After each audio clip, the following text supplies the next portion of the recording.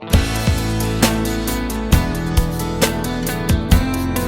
stuns me how things came together in order for him to be here today. And we couldn't do this without the support of Dr. Bob Shillman,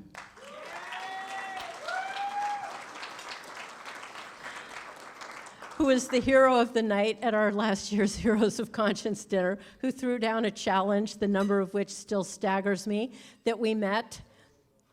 And yeah, with all of your help. So AFA has just jumped an orbital in energy, in things that we can do. And we are so grateful to Dr. Bob, who introduced Geert Wilders in January, and now please join me in welcoming Dr. Bob when he introduces Tommy Robinson. Well, thanks, Karen, and thank you everyone who's here for being here to show your support for the American Freedom Alliance and your support for our keynote speaker tonight, Tommy Robinson. We live in a time when speaking certain uncomfortable truths can come at great cost. It can damage your reputation and your career. And worse, speaking the truth can even put your safety and even your freedom at risk. Tonight we have a man who has paid a very high price for speaking the truth about the risks of unrestricted immigration into Western societies by people who don't share our Judeo-Christian values.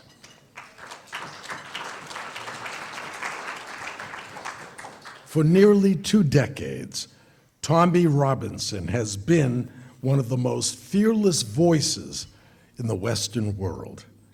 Born in the town of Luton, England, he rose from a working-class background to become one of the most recognized and controversial figures in the fight against radical Islam and the failures of mass immigration in Europe. Now, Tommy didn't inherit his platform. He didn't come out of universities or political dynasties. He built his platform the hard way by speaking plainly about what he saw happening in his own small town and across the country. Grooming gangs, targeting vulnerable young girls, no-go zones, and political leaders who are more interested in protecting woke ideology than in protecting their own citizens. For telling that truth, Tommy has been physically attacked, demonized by the media, and banned from platforms across the internet. He's been arrested numerous times and even put in prison in solitary confinement for 7 months for producing a film. Despite these penalties, he continues to speak, he continues to document, and he continues to refuse to be silenced.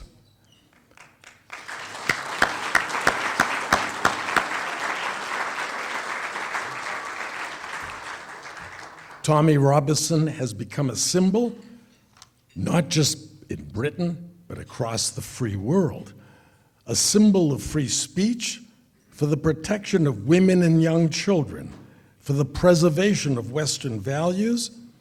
As I mentioned, he has exposed the grooming gang scandals that authorities tried to cover up for years. He has stood with working class communities that were abandoned by their own leaders. And he has done it all while raising a family and knowing that every time he steps outside his home, he puts himself at risk. Love him or hate him, no one can deny his courage in the age of conformity and cowardice. Tommy Robinson has shown what conviction looks like. Tonight he joins us in Los Angeles, far from the streets of Luton, where his fight began.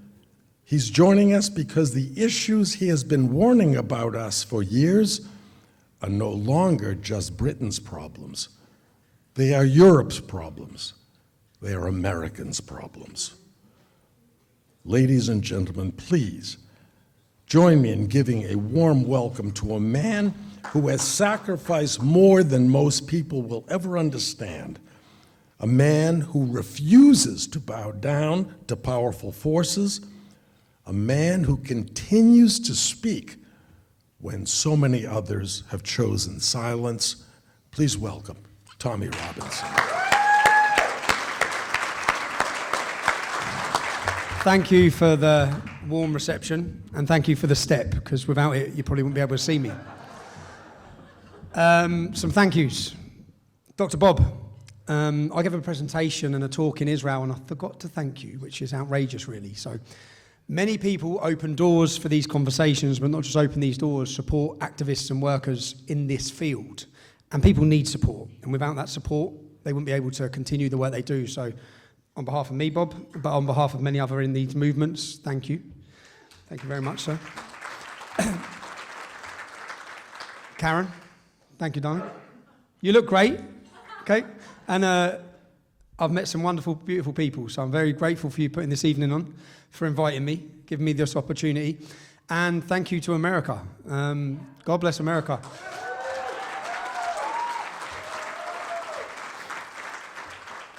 People who I won't name everyone, but people in here have opened up their doors to me, shown me absolute love and support. And do you know what you said about a godlike, or every time I get knocked down, something picks me up. Every time something goes wrong, and I'm at the depths thinking, what now? Something just goes, get up, yeah? And someone steps in and someone helps, and they either help me or they've helped my family. I get given peace of mind through many things, through support and love. So I wouldn't have been able to do this or continue doing this without the other people who stepped in at different times. I'm very grateful to all of them, and I show a lot of love for all of them. What have I thank you to Elon Musk, especially. I have to say a massive thank you to Elon Musk.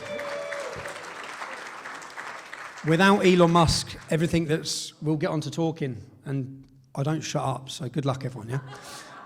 And I'll try and talk slowly so you understand my accent, okay? Sorry, I get it. But thank you to Elon Musk, because without him, I'll explain, there's a cultural revolution brewing. There's a revolution going to happen in Great Britain, politically and culturally, and it would not happen without Elon Musk and without speech. When America voted for Donald Trump to save America, it wasn't to save America, it was to save Western civilization. The ripple that has come from the United States for free speech, and not just that, the confidence and the spirit that it's given many of us seeing your administration, hearing them, listening to Rubio, listening to Vance, listening to them lecture the European Union on our rights, listen to them lecture Keir Starmer. We know that we have friends in the highest places in the world, in the highest government in the world, who care about our speech. I'm not quite sure many of you understand the value of the Constitution in America. We live in a post-free speech era, and we suffer for it every day. And we're fighting for it. But I was going to come here and give a presentation that I gave when I landed in the United States of America. In one of my first days, I didn't know I was coming here, okay? I found out the day before, and I was actually in Portugal, and my belongings were in Spain, and I got a phone call saying, you're getting a visa tomorrow, you need to be at the American Embassy. I drove 8 hours, non-stop, accelerating, on the phone, get things planned, I'm going to America. I've been trying to come to America for so long, I thought this chance would never come. I got back to the UK, I flew here, I landed in DC. On the first day, I went for a meeting with General Flynn, and I'm very blessed to have met General Flynn. And he took me to Congress, where I met with Congressman Keith Self, who's the founder and leader of the Anti-Sharia Caucus, which now it had 30 members when I landed. There's now 60 members of Congress joined together. And when I met him, he said, would you give I explained the situation of Sharia Islam in Britain, in Europe, and he said, would you mind coming and addressing Congress on this issue? I said, of course I won't. I said, when? And he gave me the date, and I just said, yeah, of course I will. And at this time, I'm not very good. I'm a technophobe, yeah? I'm okay at talking. I'm not very good at anything else, okay? But then I went, and this is where I met Jared. And this is where things fall into place, okay? Because my cameraman had to go home and see his children. So I'm sitting there. I've just agreed to give Congress a presentation on Islam and Sharia. And for a presentation, I thought my last opportunity was Oxford University, where I gave a very good presentation. And I didn't want to do any disservice to my movement behind me or the cause. And then I met Jared in an interview at Dr. Bob's. And I said, I'm stuck. And I said, what are you doing for the next week? And he said, what? I said, what are you doing for the next week? Because I need you. And I kidnapped Jared. And Jared's still with me now, yeah? So I met Jared in America.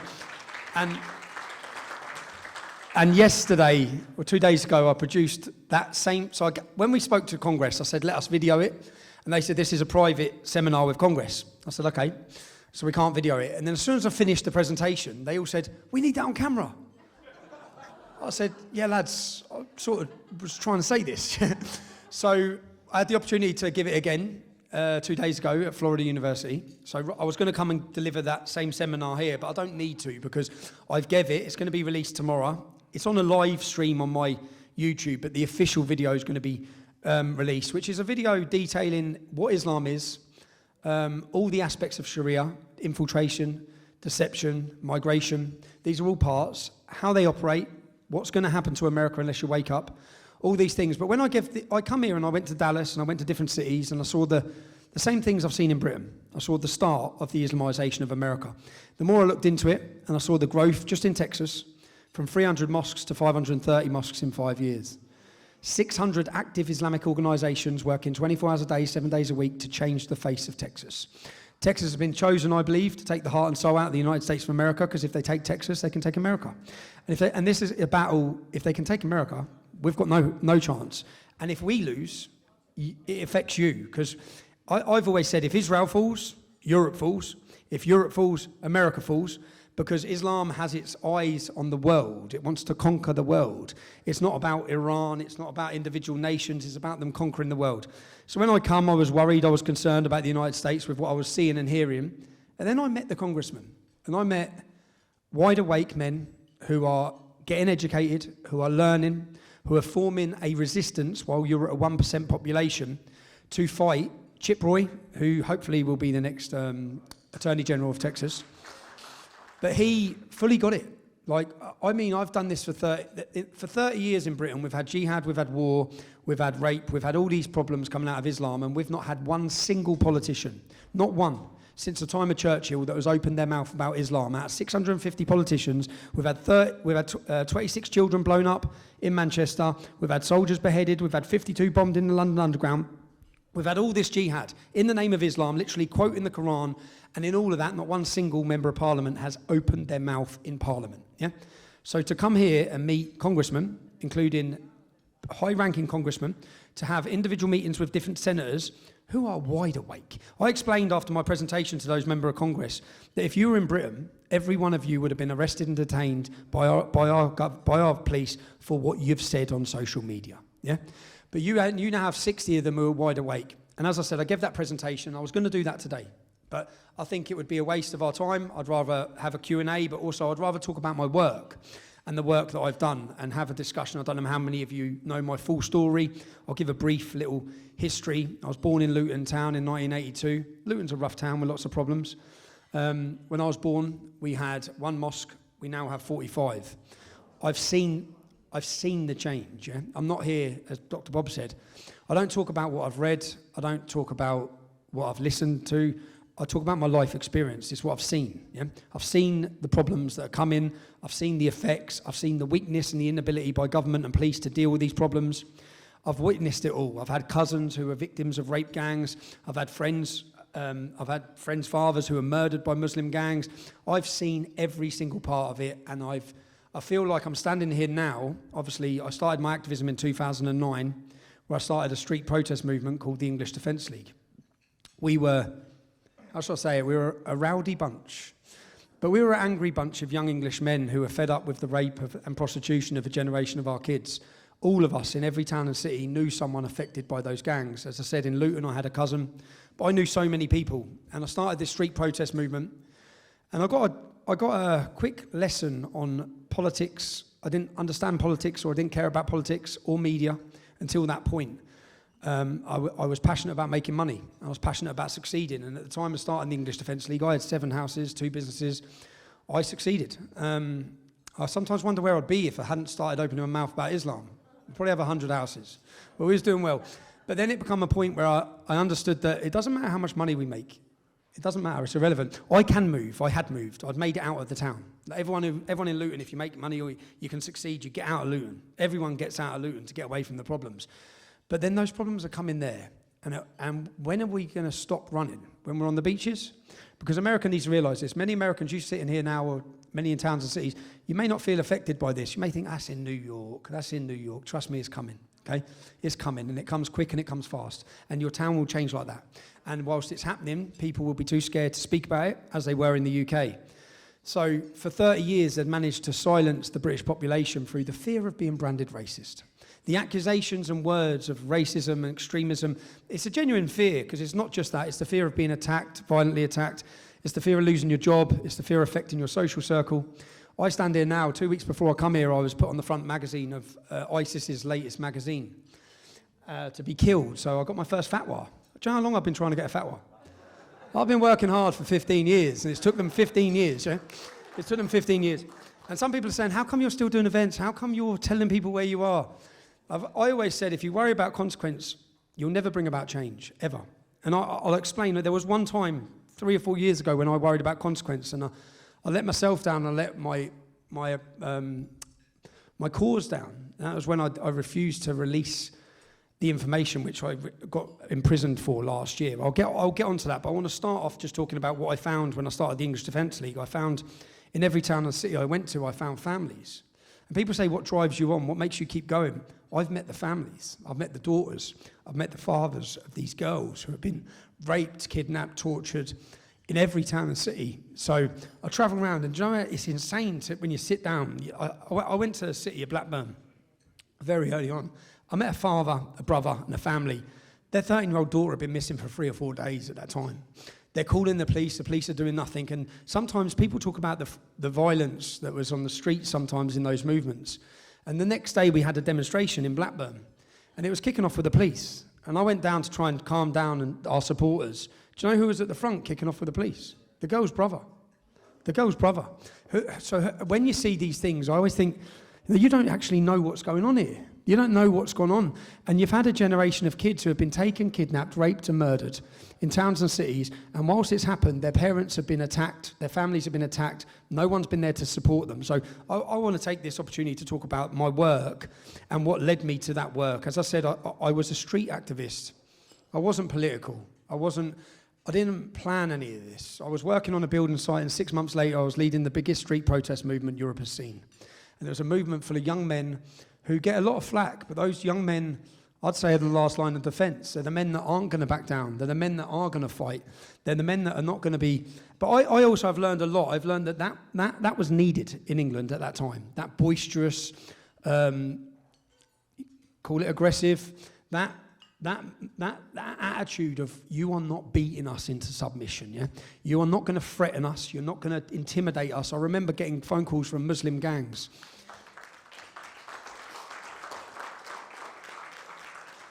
I remember when we first started in Luton over the protests over the soldiers, which was 2009, there's a Pakistani gang in the town, and one of their lads rang me up because I knew him. His name's Nasser. We used to be good friends, yeah? He rang me up, he said, Yaxley, man, you're not messing with... the Gambinos, and he started naming all these Pakistani drug gangs. He goes, you're messing with jihadists and killers. And I remember standing there, I said, yeah, well, there's 500 of us. Yeah, because at that time in Luton, there was 500 young men who were Englishmen who were not willing to back down. So we formed a national movement. It spread like a wildfire. It spread like a wildfire because of the problems in every town and city. As I said, I worked as an activist, and back then you had to get on the street to get a crowd. You didn't have these opportunities. You didn't have the internet the way it is now. Facebook was just starting to get big. We started using Facebook, and it was about being on the street. And then I went to prison. There's a lot that happened in between this, but I'll fast forward because of time constraints. I ended up going to prison in 2014. I got violently beaten in prison. I lost my teeth. I come out of jail, and Ezra Levant. I've done a couple of interviews with Ezra from Rebel Media. Ezra contacted me, and I'm very grateful to Ezra because Ezra stepped in a lot for me. But Ezra contacted me and said, Tommy, I want you to make a video. I want you to start making videos. I said, Ezra, I'm back at work, yeah, because for 4 years I'd been on financial restraint since the start of my activism. They'd tried to crush us with lawfare, with everything you can think of. And you have to understand that when we hit the streets and started talking about rape gangs, no one knew of these rape gangs. They'd been successfully covered up in a conspiracy of silence from government, religious leaders, police leaders. Every institution that should protect these children had conspired to hide the crimes through fear of being branded racist and fear of upsetting the Islamic community. So they literally handed over a generation of Britain's daughters through fear and allowed these rapes. So 2014, Ezra says, make me a video. I said, I'm back at work. I haven't got time. And he sends me cameras to make videos. Anyone who knows Ezra, his sister's in there somewhere. Ezra's pretty persistent. Yeah? So Ezra keeps ringing me. I'm like, Ezra, man. And then just to shut Ezra up, I made a video. And I made a video, I retain information. So I made a video talking about Sweden and the rape gang and the crimes of Sweden and how Sweden's changed and what Islam's done to Sweden. A beautiful nation that's now, was the rate per capita, now it's London, now it's the UK, but it was Sweden. So I made a video, and the video done well. It started doing well, so then Ezra rang me back up and said, right, how much do you want to work full time? I said, what do you mean? He said, I want you to become a journalist. I said, I'm not a journalist, yeah? I'm an activist from the streets of Luton who goes out and organises rallies. He goes, I need you to show the world what you see. That's what I need you to do. I need you to take a camera and go on those streets and show everyone what you see. So Ezra gave me a full-time job.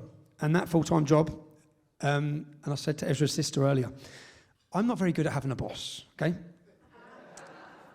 So whilst Ezra tried to control me, when we sat down at the end of me working for Ezra said, I was trying to put lightning in a bottle. Yeah? So Ezra would tell me to do something, I don't want to do it. If you didn't tell me to do it, I'd do it.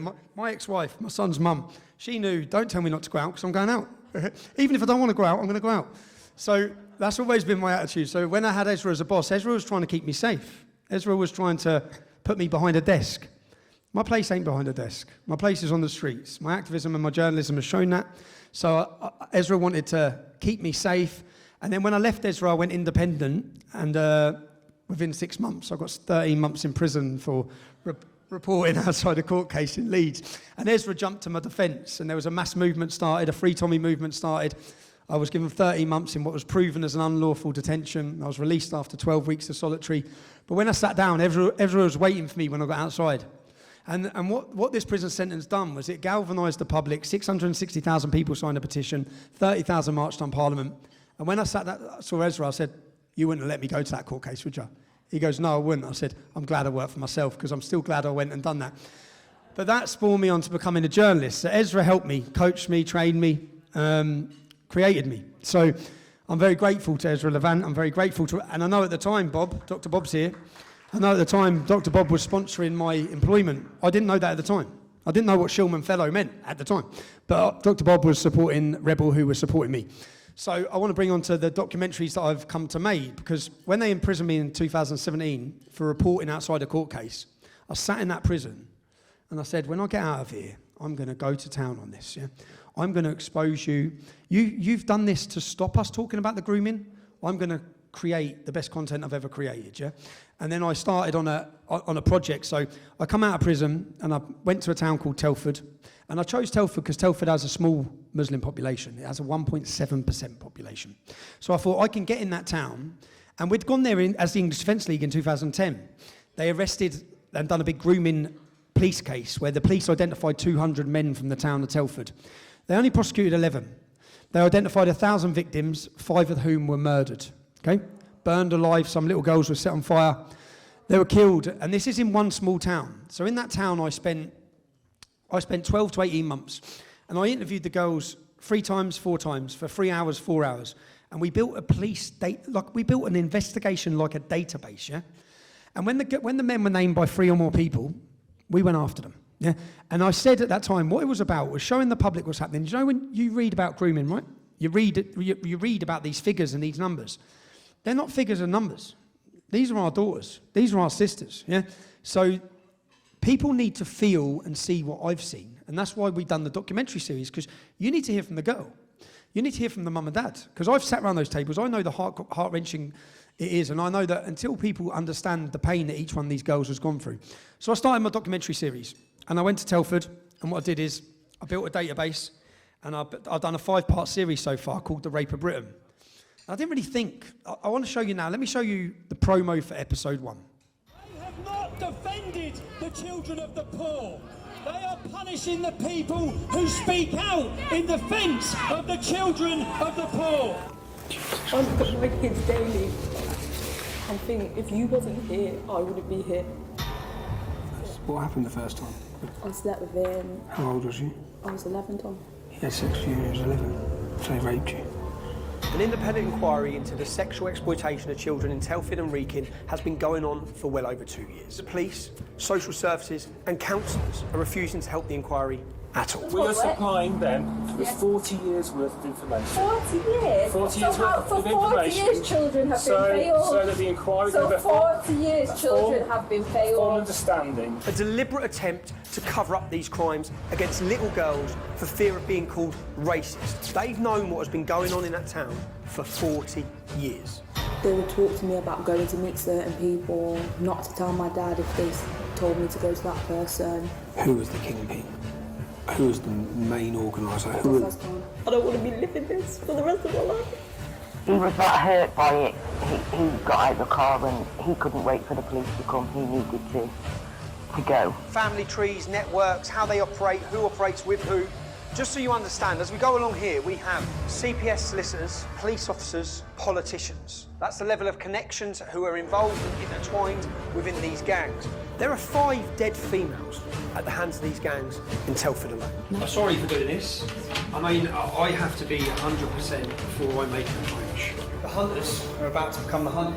This is a key. He's come out of his house. This is the vehicle of one of our surveillance teams. Now, the reason why this is so important is they can get up close. They have zooming cameras at the front, zooming cameras at the back. I've got to be right with Jim Bayless. Over 200 men's names were identified by your police investigation, but only 11 were charged. Why is that? Did you have anything to do with the case's captive? Okay. We have serious allegations from children who say that you were involved in the rape and prostitution of them. Mohammed, can I ask you some questions? The Rape of Britain. Saturday, 29th of January 2022, 2 p.m. in Telford. Be there. Watch live Saturday, 29th of January, only on Getter. Download Getter now from the App Store to follow my every move.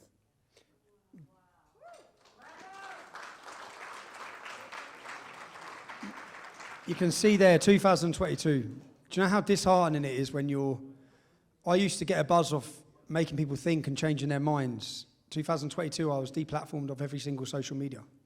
I was invisible. I had Getter. Do you know when you're making the most important content you've ever made in your life and no one's watching it? It's pretty hard, yeah? It's pretty disheartening. And I didn't think, over the years I've called it on with Islam, okay?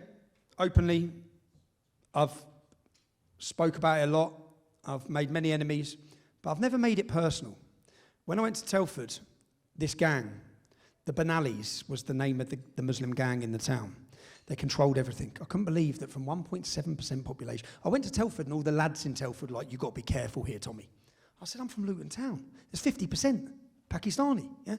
1.7%. How have you not got these people in order? I said, what is going on? But they controlled the town with fear and violence. So they controlled the kids. But I went there. I knew every name, every family, every address. We were in their cars. We had it undercover in their restaurants. We knew everything about every one of them. And before they knew, so I'd done all the work. So I met all the families, done all the interviews, and then put the promo out, thinking, yeah, now it's on, lads, yeah?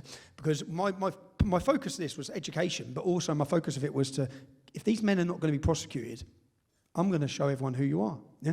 You're not going to walk the streets of this town again. People are going to know your businesses. We're coming into your businesses. I'm going to show everyone everything about you. And literally, I think they chartered flights to Pakistan because once the first promo went out, I put every one of their faces on the wall, yeah? Because I knew they're going to be pausing it and stopping it.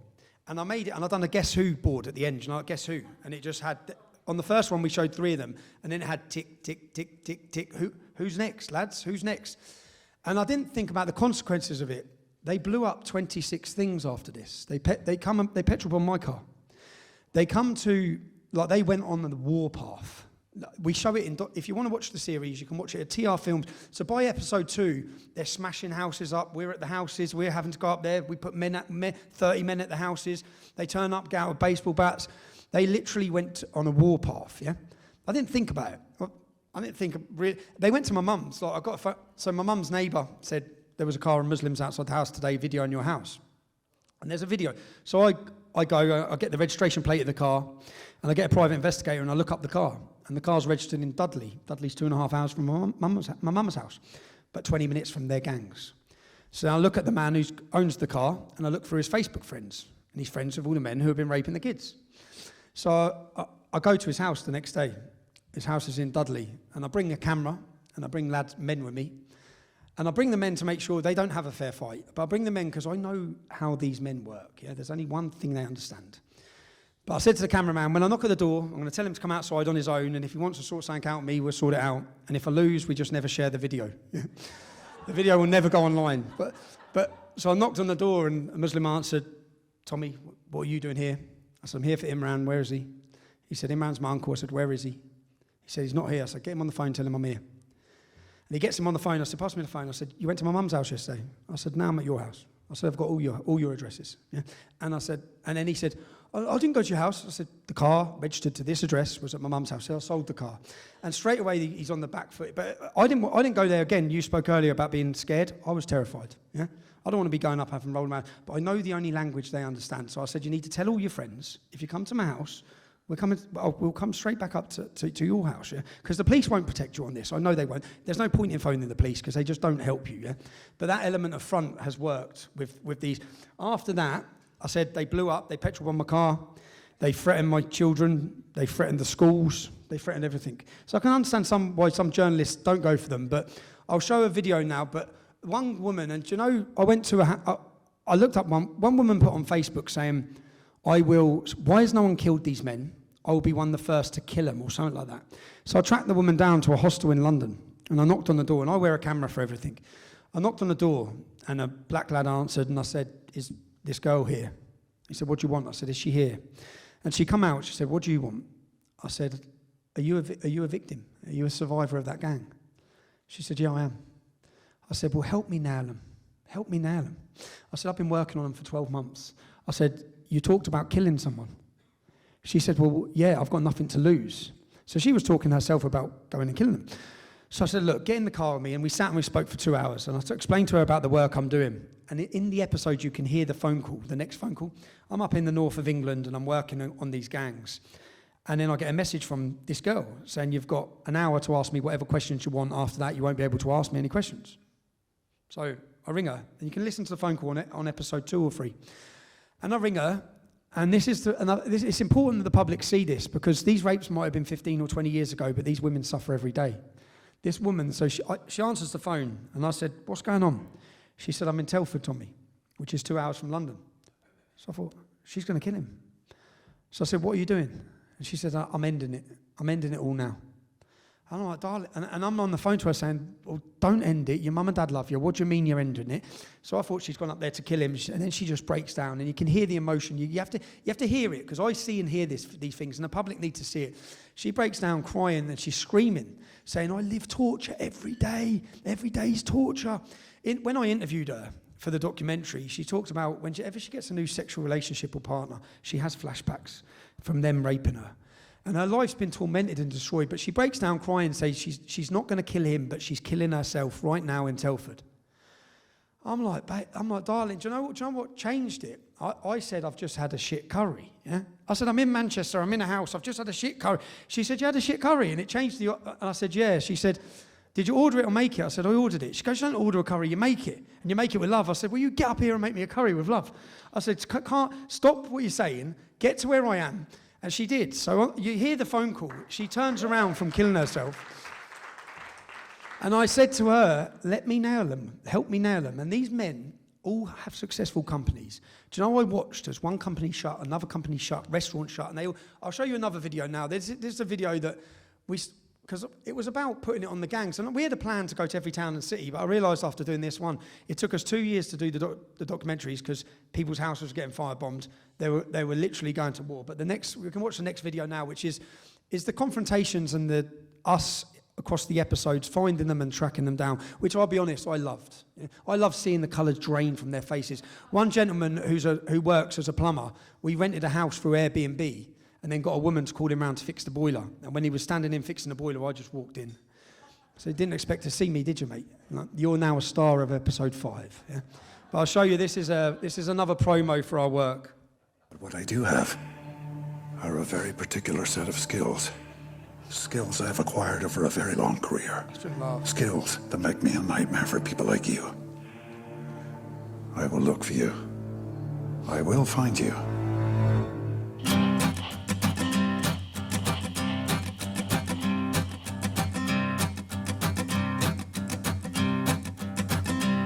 There's a man going round taking names, and he decides who to free and who to blame. Everybody won't be treated all the same.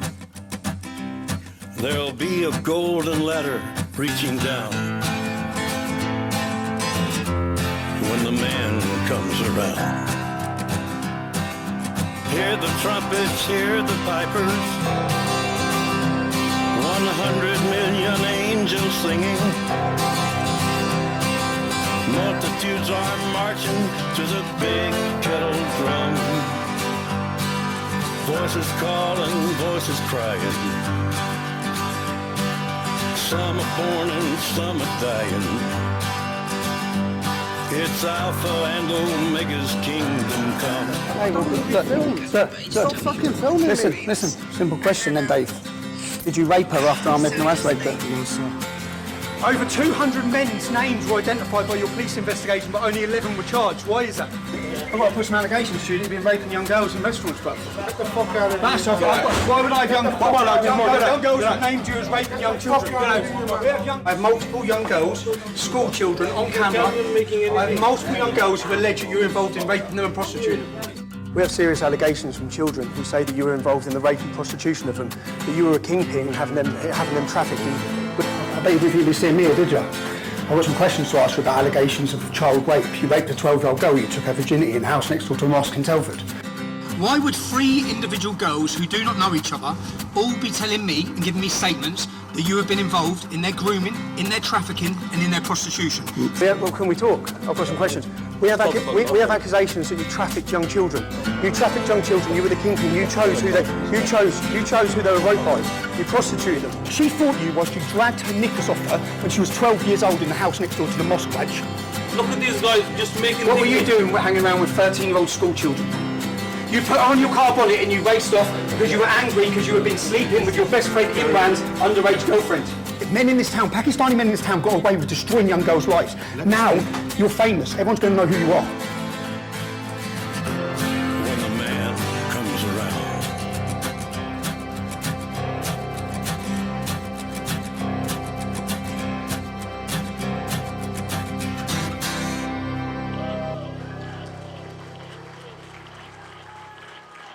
Do you know, in Holland, these gangs are called loverboy gangs.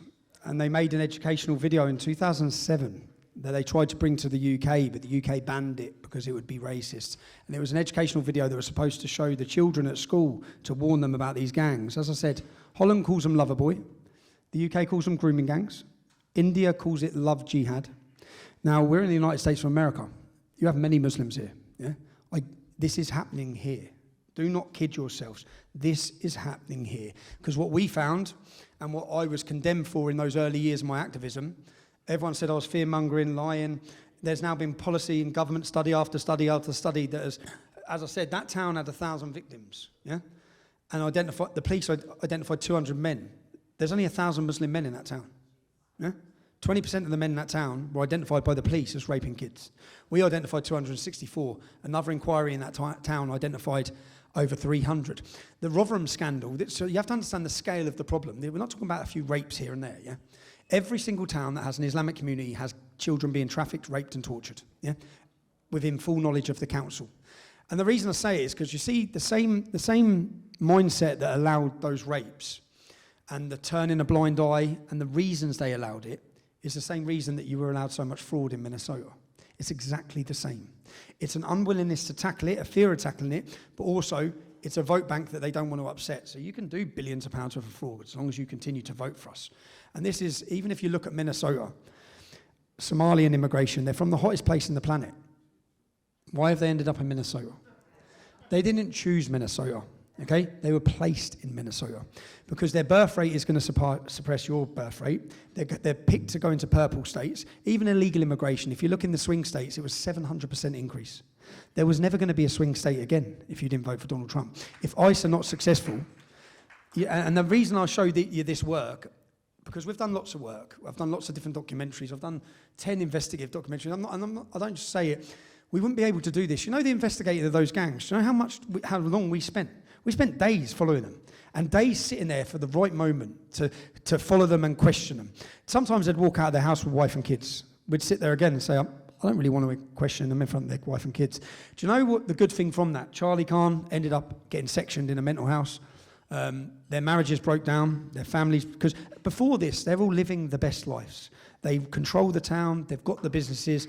Do you know the picture? One of those pictures there is outside we look at it, the man whose job it is to stop grooming for Telford Police, there's a picture outside a mosque of lots of Muslims with the police. You know these diversity photos that you're having here? You know, like you have these organisations who are having photos with the police, and they're criminals and terrorist supporters who are having photos with police. Well, the man whose job it is to stop grooming gangs is stood in the photo outside the mosque next to the main groomer. It's like, that's how much of a piss take this is. Yeah? And this is a small town with a 1.7% Muslim population. And Rotherham, which you've all heard of, probably, as the other scapegoat city, has 1,400 victims. Rotherham only has a 3.7% Muslim population. My town has a 50%. Oldham, you may have seen, and when I talk about, I'll tell it in the right sequence. Sorry, Karen, so I'll just carry on talking. Carry on. So I was deplatformed during this time, making these films. I made a 5-part series. I got to know the families, the girls. Still speak to them all now. They're suffering still every day. Never thought about the effect on them telling their stories. I didn't think about it. And then I didn't think about the after effect on them till we told their stories. And then I saw the after effect and the struggles that they face. But this is happening at a time when I'm censored. So I'm censored. I'm doing this work. Then comes along a court case where I reported on a young English boy. I'll tell you the story. I have to be careful here because I end up back in prison for what I say. But a young child gets a bottle of water poured over him. That young child is a Syrian refugee. The story goes worldwide, global. It's on CNN, it's on Fox News, it's on Chinese news, it's on Israeli news. It's talked about at the United Nations. And the story was that this Syrian boy who escaped war was waterboarded. That was the headline. Because he was waterboarded in a racist attack. At the time, he has his arm in plaster. He has a broken arm at the time of this attack. And we're told his arm was broken in a similar racist attack. So very quickly, people start contacting me from the school saying this isn't the true story, and they give me a totally different version of events. So I make a video saying, you're being lied to. The public in the first 48 hours had donated £160,000 to the Syrian refugee. I made a video saying, look, this isn't the full story. There's these allegations, that allegations. There's something big has happened before this has happened. And they took me to court and they sued me. And a celebrity Muslim lawyer took up the case straight away. He was already working on the case. And this is in Huddersfield. It's nowhere near London where he's based. And he's working on this case. And I was offered the opportunity to apologise. And I refused. And I rang Katie Hopkins. Because Katie Hopkins had been taken through the courts. Yeah? Katie Hopkins had been taken through the courts. And she told me, she said, Tommy, you can't win. Okay? Just apologise. They're going to ruin you through the courts. But what people didn't realise with that story was when this happened, the young English boy who poured the bottle of water, his house was attacked. And I went up and met the family after a week to interview him. And when I met them, they were hiding in a hotel. The mother was crying. She said, we've got nowhere to go. She said, I've spent all my Christmas money, Tommy. All the money saved for the kids' presents because she had 2 little daughters who had 9-year-old twins. I've spent it all. I've got nothing. I said, where are you going to go? She said, we don't know. So I said, okay. And this is 4 hours from where I live. So I said, come back with me. Okay? Come stay with me. You can stay with me. So I took them back. The boy lived with me for 4 years. Yeah? People don't know that. The 16, he become like your brother, didn't he? He was at our house for Christmas. But I took him home I took them home because the whole country turned on them. The whole country called them racists. News presenters, Piers Morgan. So when I was offered the opportunity to apologise, I couldn't apologise because I knew it was wrong what was happened. And if I apologised, I felt like I'm throwing this kid under the bus. And he was, do you know what? This kid was a rough kid from a rough upbringing, but he was a good kid. He was a tough kid, but a real decent kid. You know, some kids now walk around with their hoods up, they've got attitude, they're rude to women. He wasn't, but he'd fight you, yeah? He'd have a fight. He was a tough young Englishman. And I took him home, we got him working, but 2 weeks before Christmas, he barricaded himself inside a room and he tried to kill himself, yeah? Because I don't think people understand what he went through. There was the amount of hate on his social media at that time. But as I said, I was offered this opportunity and I refused to apologise, so they took me to court. And when they took me to court, I always think of court, and then I think of the court of public opinion. So I knew what had happened, because I'd spoke to parents, I spoke to children. So I wore an undercover camera, and I went up to teachers' houses, because I thought, now I need to prove what happened. When I went to the first teacher's house, he come out, he's an Asian teacher. I would say watch this documentary, but I'd go to prison for telling you to watch the documentary. So I went to the Asian teacher's house, and he come out and he said, Tommy, I took the money. I said, what do you mean you took the money? He said, they paid us. I said, how much did they pay you? £18,000. I said, who paid you? He said, Kirklees Council. I said, so you were paid not to tell the truth about what happened here. So as I told the truth, they paid every teacher. I went to the head teacher's house then, and the head teacher says, Tommy, you're never going to get the truth out there. He said they got the head teacher, they made him sign an NDA, and then they walked him off the school property. 3 years prior, he's never worked a day since. They closed the school. Yeah. So when I looked at who paid them, the head of Kirklees Council is Shabir Pandoor, a Muslim gentleman. His brother is the lead imam who organised the protests outside the school at the same time. Huddersfield at that time had the biggest Muslim rape gang scandal in the country's history. So the news disappeared from this and went on to Muslims being victims of racism with this. So one woman, a mother I spoke to, made allegations against the Syrian refugee. She said that he beat and bit her child. But she after 48 hours, she made a statement saying what she said wasn't true. So I knocked on her door with a hidden camera and said, I'm just trying to understand what's happened here. She said, Tommy, they threatened to rape us. And this is all on camera. So I said, who threatened to rape you? He said, we've got to live here, Tommy. I said, okay, I get it. I said, so the statement you made that you put out isn't true? She said, no. I said, so did he do it? She said, yeah, of course he did. I said, that's all I need to know. So I compiled all this evidence on camera, video after video. I've got 7 teachers on camera. One teacher, I knocked at that door and the woman answered. She said, I know why you're here. And she said, I said, the truth hasn't been told on this story. She said, you're never going to get the truth. She said, no one's allowed to talk, Tommy. She said, you're here for my son. I said, yeah. She goes, he can't talk to you. I said, did they pay him? She said, no comment. I said, okay. She said, I can't talk to you either, Tommy. I said, why can't you talk to me? She said, I'm the chair of governors. I said, they paid you. So I put in a freedom of information request. When on the third effort, they answered. They spent £274,000 on buying non-disclosure agreements for their staff. Whilst they bought their non-disclosure agreements, they used the media to tell the whole country I lied. So I go to court. I produce covert recordings on 7 teachers. 5 pupils come to court and testify and give evidence. A girl beaten with a hockey stick. Another girl attacked and beaten. All these different things. I get the school records that prove, all of these things prove, not just what I said was true, but what I said was mild. Yeah? I didn't even tell everyone the truth. But these covert recordings get it. So I produce it in court, and as our witnesses, the children, get up to testify. Do you know the boy who had a broken arm? When I interviewed the head teacher it was all on covert recording. When I interviewed the head teacher, he says, do you know how he broke his arm? I said, how? He said he was attacking a boy 4 years younger than him. And he got pushed off of him by an older pupil, and that's how he broke his arm. I said, so he wasn't the victim of a racist attack that we were told. But in the process of this, a young family's life was destroyed. A young boy still suffers now, yeah? He's had to go back. So we go to court, and I know the truth. I then get all this on covert recording. I laugh, because I think I've got you. You're nailed, lads, yeah? I've got the truth for the public here. So I'm laughing. I produce it all in court. The day after producing it in court, they smashed my mum's house to pieces, and which can only have come from their lawyers, because their lawyers realised, and their lawyers are the lawyers for every jihadist. My son, you can watch it, it's in the documentary, he gets phone calls, My ex-wife gets phone calls. They threaten my ex-wife's home.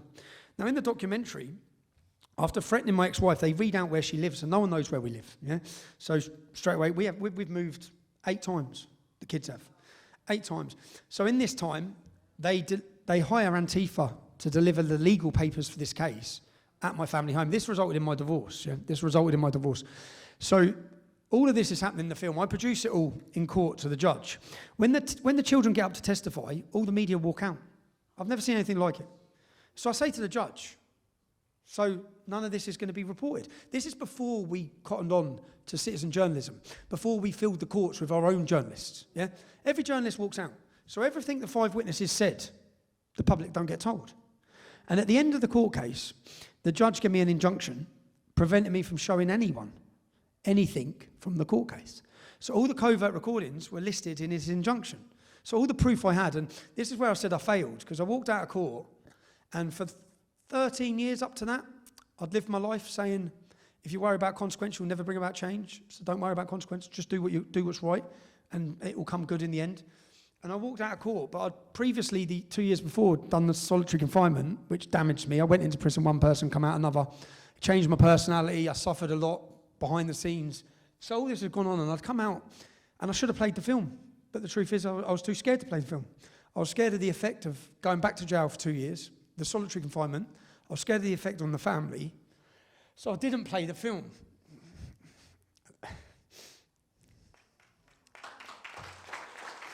I didn't play the film, and I moved abroad.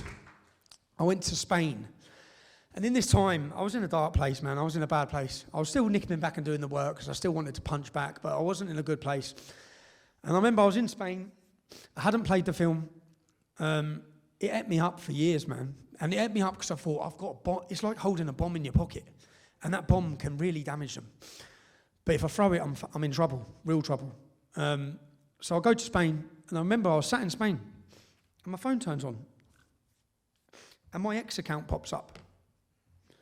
And I was censored from everyone. I was like, and I looked, and Katie Hopkins was up. So I rang Katie Hopkins and said, my ex has just come back on. Yeah? Yours is back on. She went, what? I said, our ex accounts are back. And remember, Elon had bought X the year before, but we still didn't get our voices back. Okay? So my ex account was on. October 7th happened. Protests are all over the place in London. Capitol's been taken over, week in, week out. My ex account comes on, and I'm like, oh, mate, now the fight is on. Yeah? We're back. We're back. So I travelled back to the UK, and I called a meeting with lots of people who had been censored previously. From Maya Tusi, who's a great journalist and activist, to Cole Benjamin, to Lawrence Fox, to Calvin Robinson, to all these different, Katie Hopkins, and I asked them all to come together for 2 days in a hotel. And when we met up, the idea was, I said, we can try and start a political party. We're not going to have no hope. We've got no money, yeah? But if we change the culture, we change the politics. Now, we've all been censored. We've all been attacked. What can we agree on? It was similar to the values you just said, that your party. So we spent 2 days together, and we brainstormed, and we went back and forward, and we had multiple meetings for months, and I invited Jordan Peterson, and Jordan Peterson flew in. And basically, because Jordan Peterson's group, which is called ARC, are attempting to do a cultural revolution, really. But a cultural revolution has to start on the street. It doesn't start with the academics. It doesn't start with the minds. It starts with the people on the ground, and it has to come from there for it to be a success. So we sat together, and we got it down to 5 values that we agree on, not what we disagree on. And there's a lot of egos in the room, yeah? Everyone's got an ego, whether they want to admit it or not. And people said, you'll never get them together. You'll never get it to work. So I said, okay, all right? So we spent these days together, and we come down to 5 values. We are a Judeo-Christian culture, yeah? And we need to get back to it, yeah? We need to remember the values that built this country, whether you're religious or not. This is what built it. This is what made it a success. This is who we are. If we want to regain who we are, this is where it comes from. We all value free speech, and we've got to fight for it. Yeah? We are against LGBTQ plus indoctrination within the education system of children. We are against Islam, and we are against mass immigration. Yeah? And if we can come together now and agree to work on these 5 values, but we share the message, When we put out a message to unite this country, it comes from every one of us. And the purpose of this was that it wasn't the Tommy Robinson cultural movement. This wasn't mine, yeah?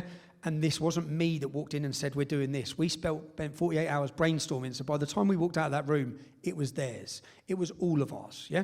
And we're agreeing now to work together. We're gonna, when I make a promo or we make a promo, we all share it at the same time. Because you see, if we do that, we beat the media. We have got a bigger reach. Because Katie Hopkins, I was still banned from YouTube at this time, yeah? I was still banned from YouTube. Katie Hopkins is on YouTube. You're on X. You're on TikTok. Right, we can reach the public now, yeah? It's not me, it's us, yeah? So we decided on the name Unite the Kingdom. And we organised our first event. And I went for a meeting with the police prior to this.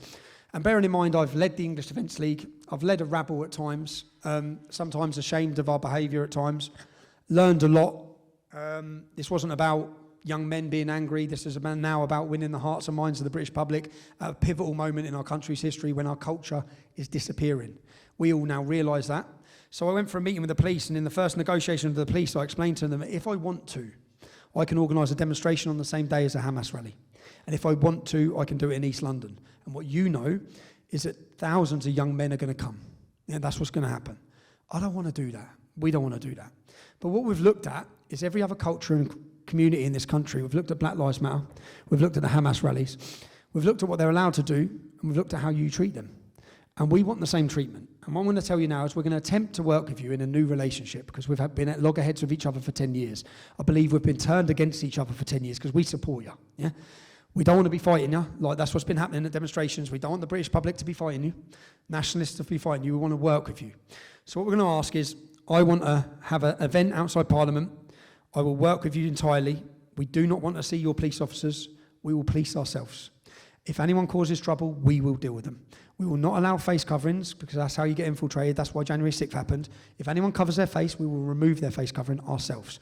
And then we worked with men. We called meetings from different football groups across the country. We held meetings and said, like, we need to police ourselves. If anyone comes and they're angry, we need to put them in place. This is about a cultural celebration of British identity. It's about celebrating who we are and giving back people the sense of identity and belief that we can come together, that you're not alone, that you're not a fringe voice, that you are the mainstream, and that we need to build a brothers and sisterhood again. We need to build back Britain, and we need to build it back from the street. And we had massive success. We had 30,000 people, and we brought music and culture and art. Because these are the things that create Britain and are beautiful about Britain and what differs us from the other culture that's trying to take over Britain.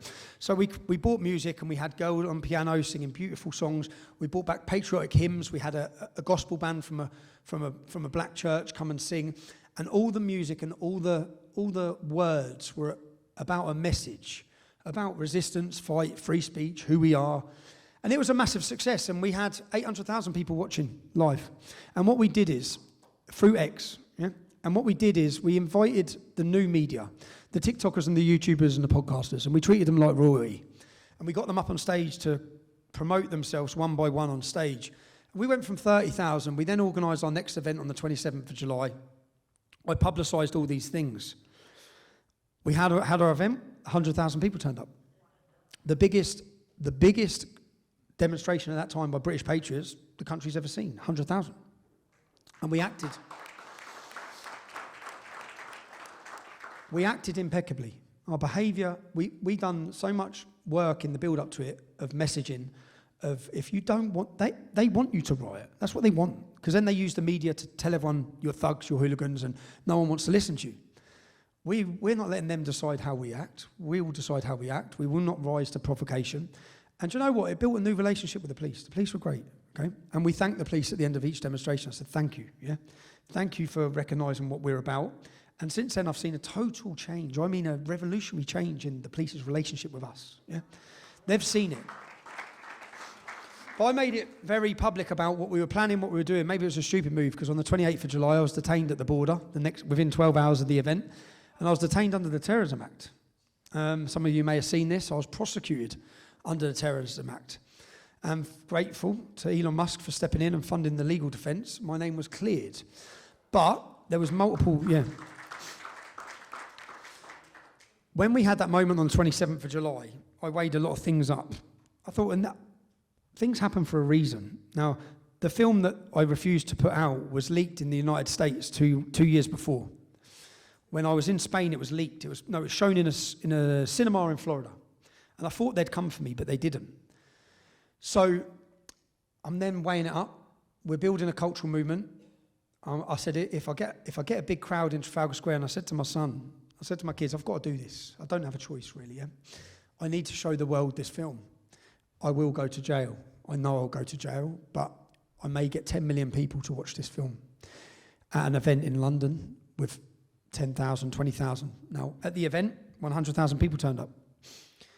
And I said to the crowd, you're going to have to bear with me here because I'm about to release a film. And then I said to the courts and to the Attorney General, prior to this, when I organised my first demonstration, the Attorney General sent a letter to my lawyer straight away saying, we are contemplating prosecuting Tommy Robinson for the film that was leaked 2 years ago. So they didn't come for me for 2 years. I organised a rally. I'm back on X. They come for me. Now, in the build-up to 27th of July, the film was in 2 places on 2 YouTube channels, and it vanished off both of them. So the people rang me up and said, the film's been deleted. YouTube have deleted it. I knew at that point, I rang my solicitor, I said, they're coming for me. And they're going to come for me, yeah, because I'm organising rallies again. So they're going to lock me up, because you don't get a jury, so I know I'm going to jail anyway. They're going to lock me up, and no one's going to see the film. So 27th of July, I'm back on X. I release the film, I pin it, and in my speech, I say, come and get me now, yeah? Now come and get me, okay? And I knew at that time, so they thought before I come back on the 27th of July, I knew they were coming for me for contempt. But they thought they were putting me on trial. I was like, I'm putting you on trial, you morons, yeah? I'm about to show the world this film. I know you can't help yourself. You're going to lock me up. The world's going to hopefully watch the film. So 27th July comes, I play the film. I leave on the 28th before they can grab me. Yeah, I leave on the 28th, and I was in a bad place again. I was sitting out in Spain thinking, oh man, I'm going to get 2 years, 4 years even, solitary confinement. And so I'll be honest, I always say, I think I'm good company, yeah? I'm not that good company for 24 hours a day on my own. I went into prison and left prison over 7 months. I didn't see a person, yeah?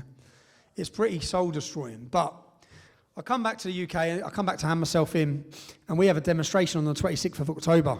They grab me on the 25th, and they remand me. They hold me at Felixstowe police station. And I'm sat in the police station. I'm arrested on the Friday, and on the Saturday is our demonstration, United Kingdom. Under the door start coming pictures. The police officers are printing off pictures of the event and posting them under my door. I'm reading them, I'm looking, thinking, and it's thousands to send. My door opens at 11 a.m. It's the policewoman. And she's got TikTok Live. She said, Tommy, look how many are there. Look how many are there. I'm like, wow. And they could hear my phone call, so I made a phone call, and obviously I know people are going to be angry. So I rang the team and said, no anger, just celebrate, yeah?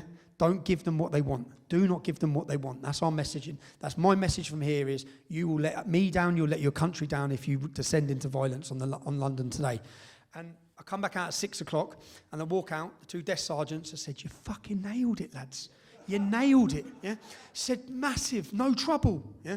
So then I got on the phone, I was like, yes. And then I was sentenced, and I went to court before the judge, and the judge gave me the opportunity, because at this time, the film was pinned. It's been pinned for 2 months. It's probably on a few million views, yeah? At that time. Not that many. And it's pinned on my Twitter. And he said, remove the film from your Twitter, I'll drastically reduce your sentence. And I had a pre-prepared statement, which I read to him, which said, if you want to send me to prison for telling the truth, you send me to prison for telling the truth, let the world watch it, yeah? Because I'm willing to go to jail for this, yeah?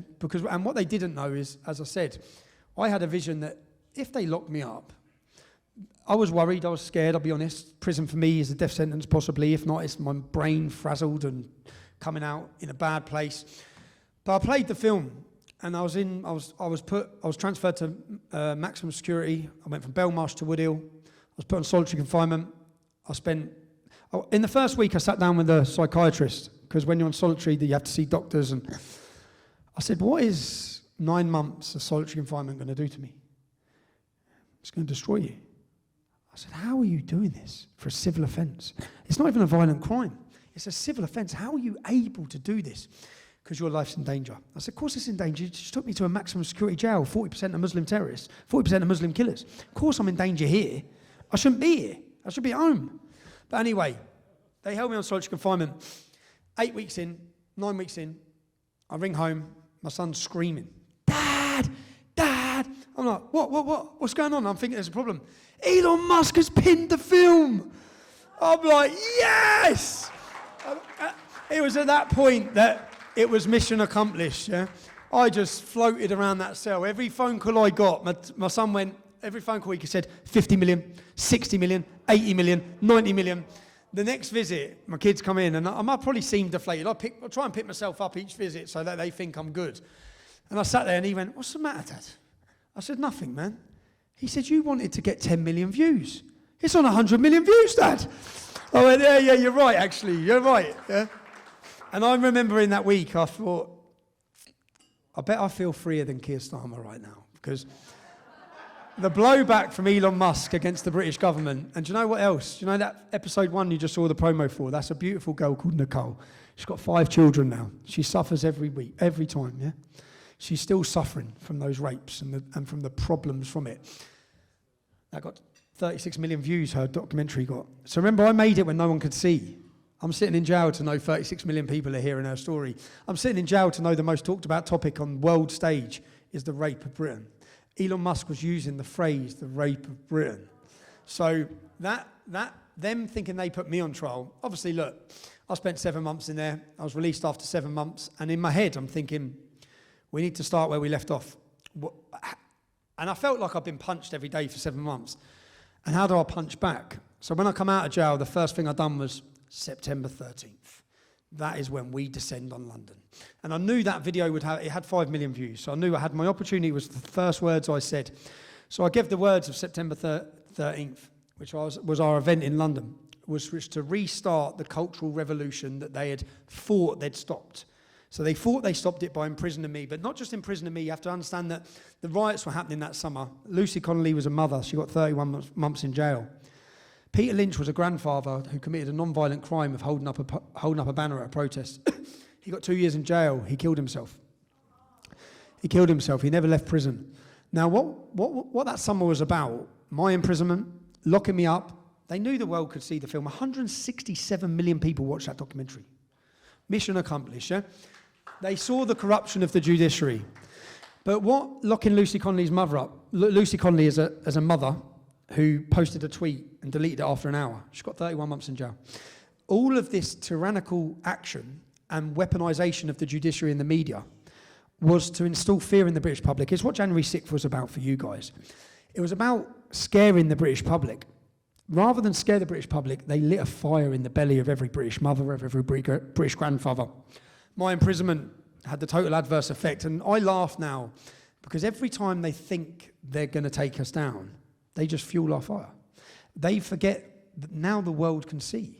Elon Musk has given us a voice. I'm now, I don't want to boast about it, but probably one of the most watched journalists in the world, yeah?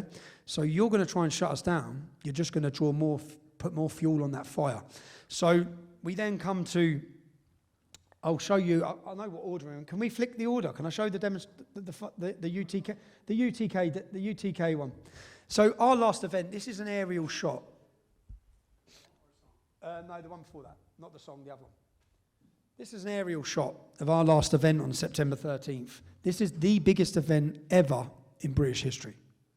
Debate about how many people were at the Unite the Kingdom march yesterday, led by Tommy. So between 110,000 according to the mayor, 150,000 according to the official police estimates are between 110,000 and 150,000. That's all the crowds. They go from there.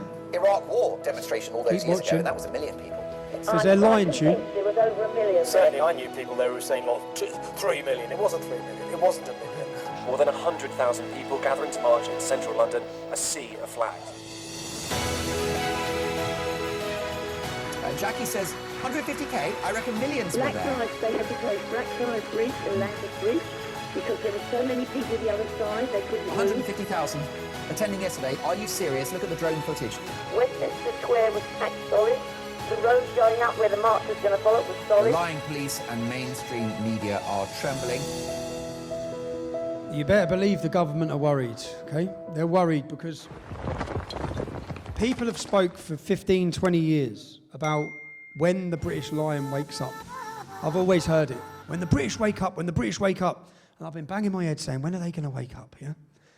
They're awake. The country is awake. lots of things had to happen, unfortunately. A major part in that was my imprisonment, the riots, but October 7th was a huge part in the awakening that has resulted in this. The public had to see, you had to have 4 years of Joe Biden. You had to get a government with a mandate of Donald Trump where they can do what they want you to do. That needs to be done. The British public need to be at such a position where we need real change. And outside of politics, 9 million people voted for Keir Starmer, 20 million people didn't vote. I see my role not in politics, I see my role in culture and journalism, activism, bringing people together, because 20 million people didn't vote, and we will electrify that 20 million people. Before the next election in 3 years, we will reach them, we will captivate them, we will mobilise them, and we will direct them. That's our role.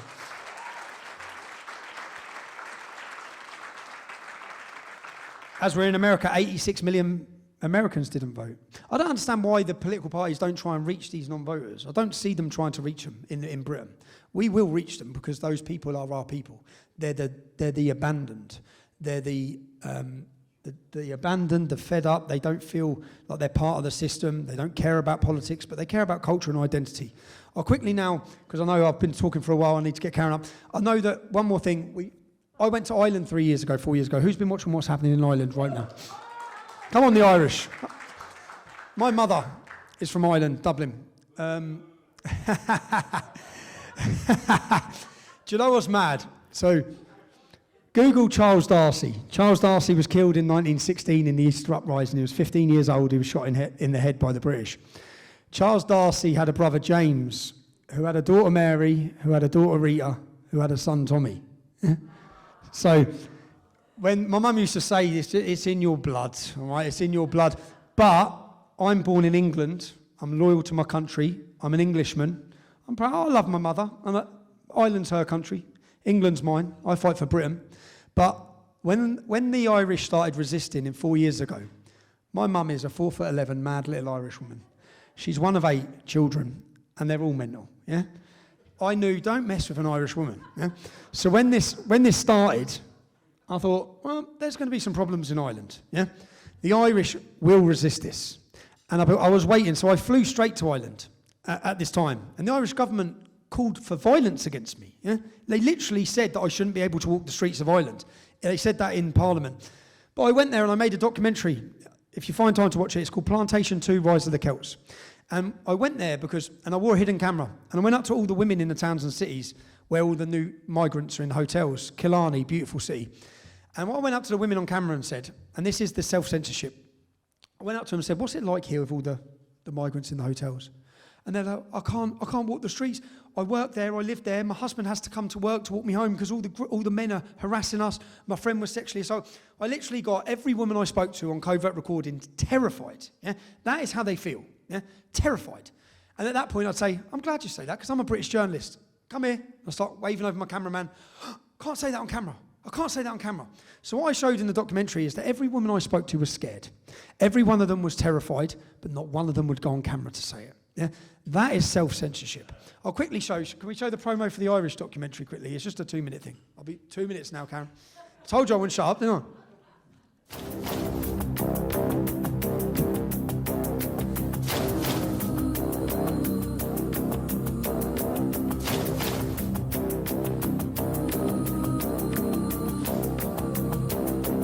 Maybe because there's been a really big influx in Ireland recently. People are actually out on the streets protesting. Anti-immigration protests are akin to the Ku Klux Klan. I'm very concerned about the rise of the far right. Labelling opponents far right. They did the same in Sweden. Where did they get the time to protest? These people are out of work. They've nothing else to do. I'm here today to secure the future of the children of this country. We wouldn't be out here marching today if there were 6 or 7 busloads of Ukrainian women and children coming up, but not military-aged men. A majority of international protection applicants are single males. It's a very different Ireland than the Ireland I grew up in.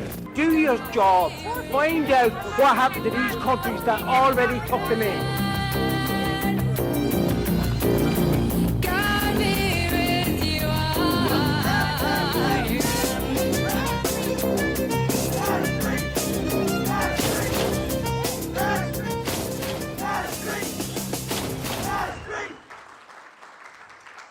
The reason I quickly show you that is because of what's happening in the Republic of Ireland. I was inspired by the Irish. As I said, at the time I was censored. I went straight there, made a documentary because I thought Ireland will fight.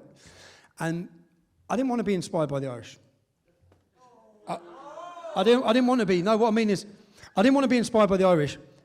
I want us to inspire everyone else, the British. Yeah?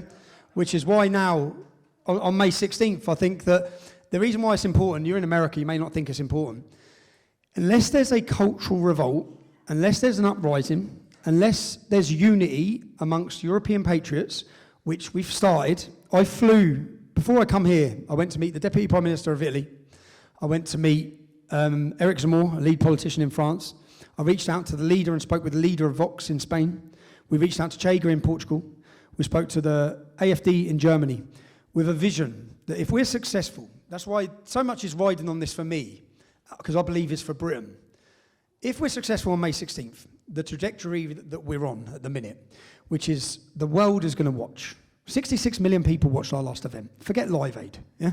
This is the next biggest cultural revolution that can inspire a generation, that can inspire men and women to realise now is the time. We're not going to get another chance. Now is the time, the momentum's with us. And I went to all those European nations to ask them if they'd join us. If we're successful on May 16th, there's a date coming up of September the 12th. It's the date that the Ottoman Empire was stopped in the wholesale massacre of Christianity at the Battle of the Gates of Vienna in 1683. When we revolt in Britain and celebrate our culture as we have done in these events, will they do it in Rome? Will they do it in France? Will they do it in Berlin? And at the minute, we've built an alliance which needs to be built.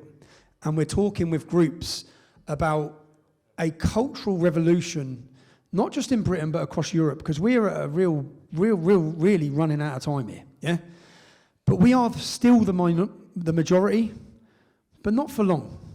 And the violent, hostile migration that we've received, which is a danger to us, but when I talk, we're in the United States, if Europe falls, it's a danger to you. If our countries, do you know, when I say that, you just went to war with Iran, and Britain and France, for the first time, didn't stand by you. Why do you think that is? I'll tell you why it is. Because they've got 8 million and we've got 5 million. And they're hostile and they're violent. And the government don't know what to do. They've imported these problems. Now, when that 5 million becomes 10 million, that 8 million becomes 16 million, what's right changes. What the government does, which is usually the right honourable thing and choosing the right side of history, changes. Which countries recognise the Palestinian state? France, Germany, Britain. Why do you think that is? Yeah? Because of the Islamic takeover of these nations, the safety of not just Jews, but also all non-Jews, is at risk. So that's why this pivotal moment and this fight is so important, that we're all in, this battle that we're all in. I know I've took up a lot of time. I had one more video. Shall we show one more video? Do we have time for one more video? One more. Sorry, Karen. Do you know what one more video is? Let me just, because I've been so stressed, yeah? I've been so stressed because as I'm traveling around the United States, we're trying to pull off the biggest event the country's ever seen, or the world's ever seen, I think. This will be the biggest political rally there has ever been. Yeah?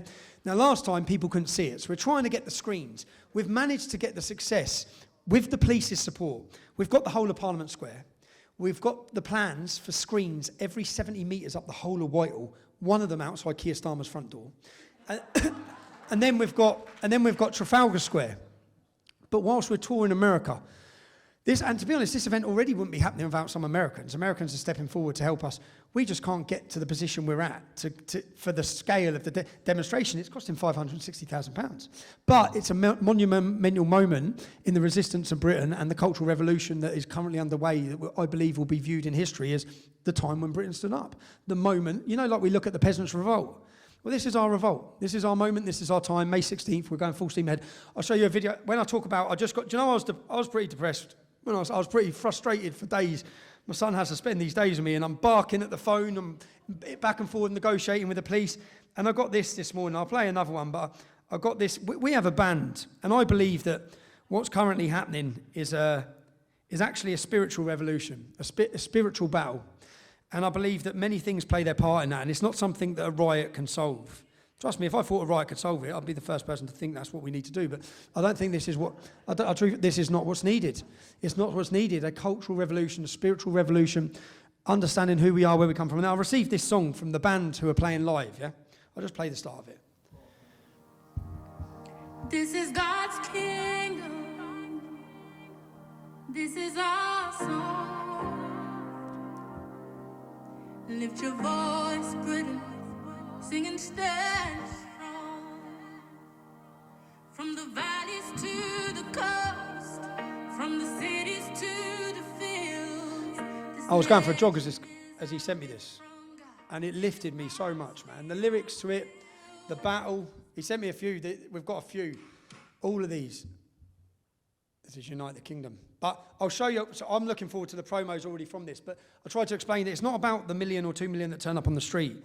It's about the 60 or 70 or 80 million the people that are going to watch this. And they're going to understand that a spiritual movement is being created. We lost our faith. We lost our culture. We lost our identity. We lost what made us. We lost it. And it was gone. And what filled that void is Marxism, communism, Islamism, LGBTQ+, all these different things filled a void with a country that lost and forgot who they were. And I kept saying at these demonstrations, all we need to do is remember who we are. Yeah? And I say that, I know you're American. As British, we are the fiercest fighters in the world. It's in our DNA. It's in our blood to fight. It's what we do. We don't bow to tyranny, we fight it. And for the last 40 years, we've bowed to it. We have created a generation of cowards who care about themselves, not about their country. I was in Israel. And when I was in Israel, I was at a house and they invited these lone soldiers and young men who have never been to Israel, whose families aren't in Israel, but who were traveling to fight for Israel. And each one of those young men understand there's something far greater than them. There's the Jewish state, there's their homeland, there's their people's future. We've lost that. We don't see anything greater than ourselves as individuals. Yeah?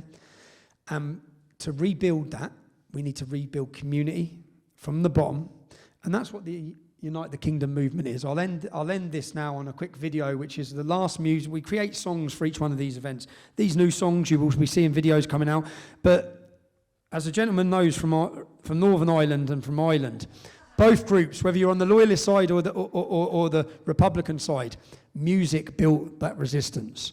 Music builds resistance. Community, culture. We need to understand what we're fighting for, and I'm blessed to be in the United States. As I said, I'll just finish this with the song from our last event. I'm excited about May 16th. I'm also scared about May 16th. If we pull it off, we're on a trajectory of success. I truly am optimistic, and I wasn't. So many people watching what's happening. My position here in the United States, you've been lied to. Many of your commentators on the right are lying to your people. There's a very well-orchestrated and successful campaign, whether it be coming from Qatar or Iran, and they're having great success because many Americans don't know what it's like to grow up in an Islamic ghetto or near an Islamic ghetto, which is why I'm blessed to be here to tell my story to Americans. I went to Florida University yesterday and just tried telling the kids, you don't know what you're talking about.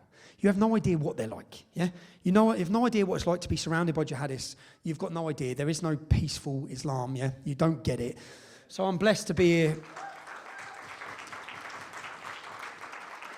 I'll finish it on this song just because it's an advertisement for our next event. And again, yeah, I've had a great time. And I'm carrying on. Right, lads, we're ready? Go.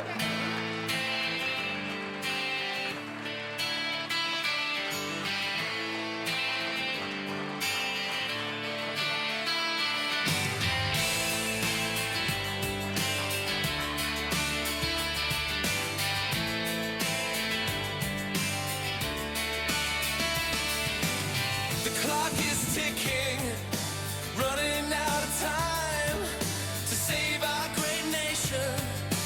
Don't ignore the signs. Year after year, we see the decline. Boats keep on coming across the 12-mile line. Media corruption, telling lies after lies. Don't want you to believe what you see with your own eyes. Trust in media at an all-time low. Their lies no longer work, no more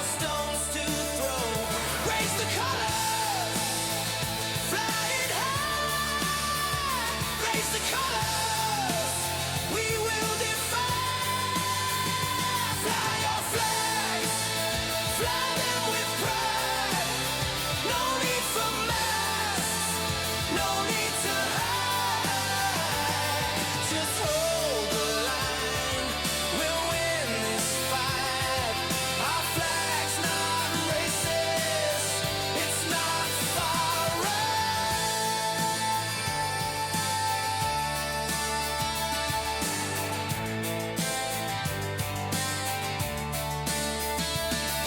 1,000 years of history, it's all at stake.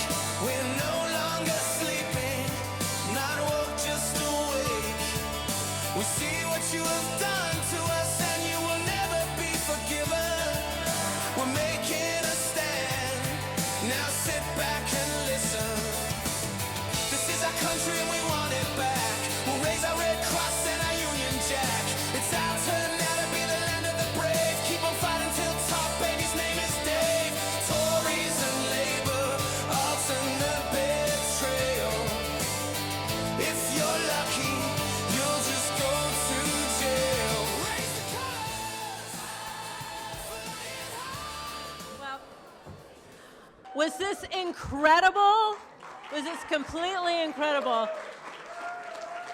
A true, an absolute warrior. We talk about Islam, yada, yada, yada. This was so much bigger, so much more important. And think about who was persecuting him.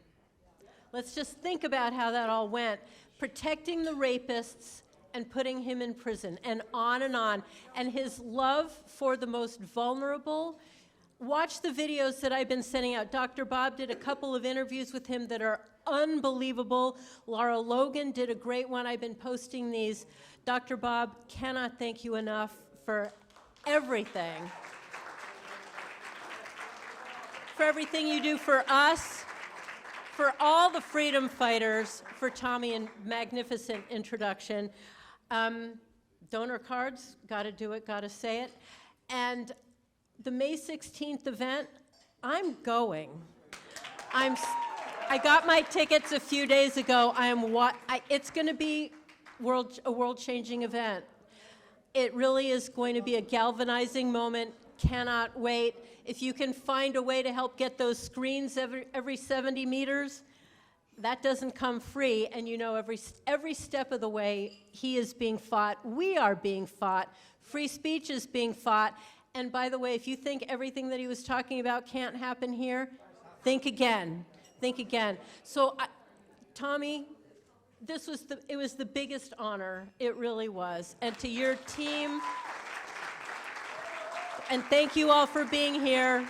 Thank you so much. Have a great night. Good night.